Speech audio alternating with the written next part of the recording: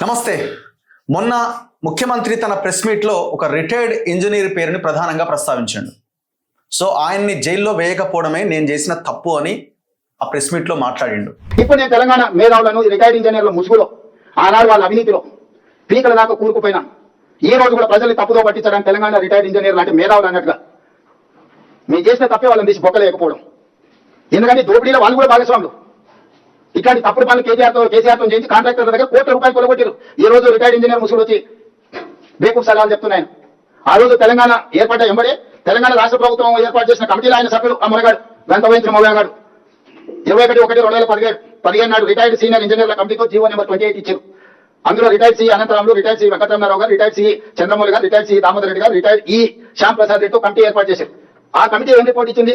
మేడిగడ్డ బ్యారేజీ నిర్మాణం మంచిది కాదు, ఆర్థికంగా భారమే కాకుండా దీన్ని ఇక్కడ కట్టే చాలా నష్టం జరుగుతుంది. మీరు ఒకవేళ తుమ్మిడేటి నుంచి తరలించాలంటే ప్రాణీత నదిపై వేమలపల్లి ఒక బ్యారేజీ నిర్మించాలని చెప్పింది కూడా వీలే.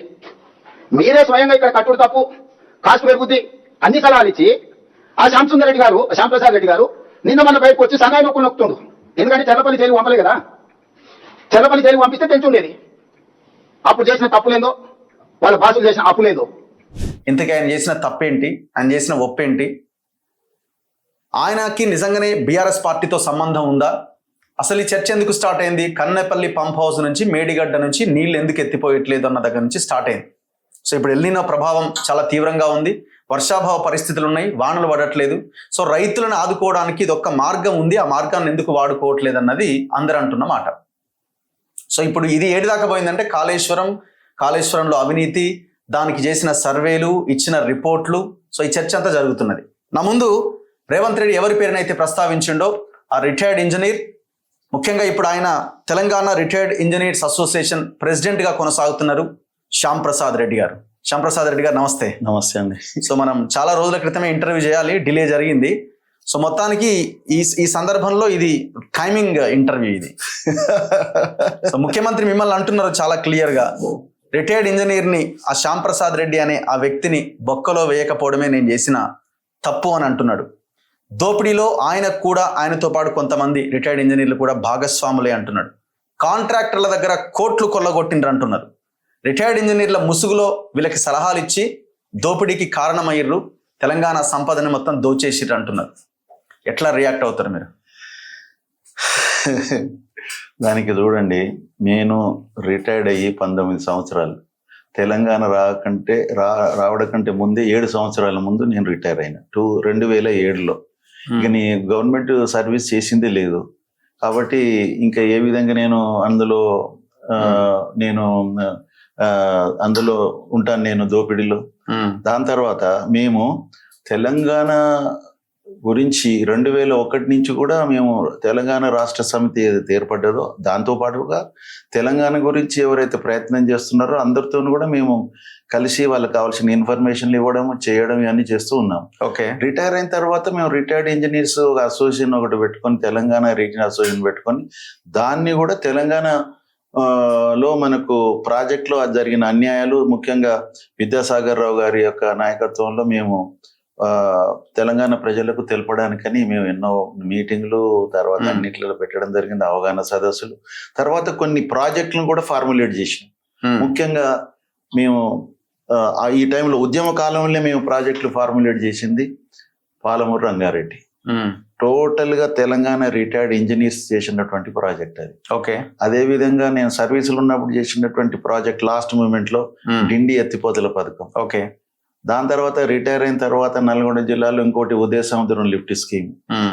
ఇవి కాక మేము మహబూబ్ నగర్ లో ఉన్నటువంటి మిగతా ప్రాజెక్టులు కూడా త్వరితగతిన కంప్లీట్ కావడానికి మేము ఎన్నో విధంగా అక్కడ ఉన్నటువంటి సర్వీస్ ఇంజనీర్స్ కు, తర్వాత లోకల్ గా ఉన్నటువంటి మన నాయకులతో కూడా మేము ఎప్పుడెప్పటికి మీటింగ్స్ పెట్టి చేస్తూ వచ్చాము.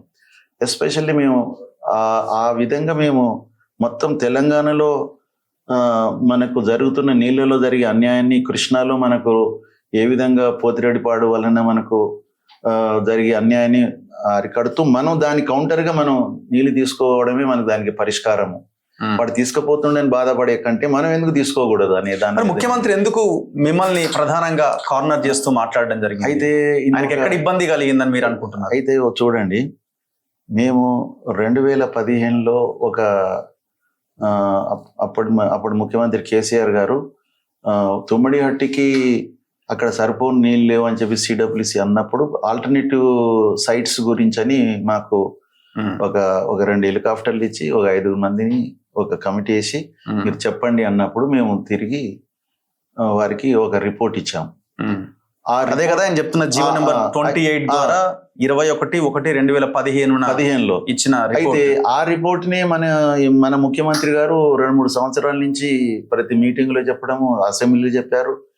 దాని తర్వాత మొన్న 8th రోజు కూడా 8th అంటే ఈ రోజు 15th అంటే 1 వీక్ బ్యాక్ ఒక ప్రెస్ మీట్ లో చెప్తూ ఈ మా గురించి చెప్తూ 5 మంది పేర్లు చదివి వీళ్ళు నిష్ణాతులు, తెలంగాణ ఉద్యమంలో ఎంతో వీరు పాల్గొని తెలంగాణకు జరిగే అన్యాయాల గురించి ప్రజలకు తెలియజేసిన వాళ్ళు, నిస్వార్థులు, వీళ్ళు రిటైర్ అయినాక కూడా ఈ ఏజ్ లో కూడా 60, 70, 80 ఏళ్లలో కూడా వీళ్ళు ఇంకా చేస్తున్నారు అని చెప్పేసి మమ్మల్ని చాలా మంచిగా మా కితాబు ఇచ్చినటువంటి ముఖ్యమంత్రి కరెక్ట్ 3 రోజులకు అది ఆ రోజు తెలంగాణ ఇంజనీర్స్ డే, ఇంకా నాకు మన నవాబ్ అలీ నవాజ్ జంగ్ బహదూర్ యొక్క జన్మదినాన్ని తెలంగాణ చేస్తున్నాం.